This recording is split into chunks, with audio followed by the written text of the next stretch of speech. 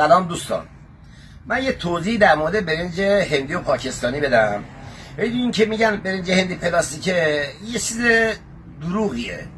برنج هندی برنجیه که تقریبا بخارپز شده، یه فراوری‌های روش انجام شده این برای ماندگاری زیاد بشه و مدت هضمش تو معده تقریبا 6-7 ساعته. برای همینه که اونایی که مشکل معده دارن اذیتشون میکنه.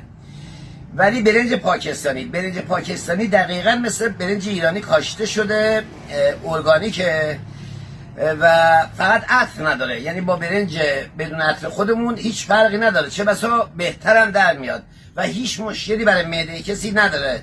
بعضیا چون میگن برنج پاکستانی امکان داره مشکل داشته باشه، اینو بدونید که هیچ مشکلی نداره. راحت میتونید در اون فروشگاه ها دارن میدن 200 تومن. ببین ما الان داریم بدون عطر 295 تومن.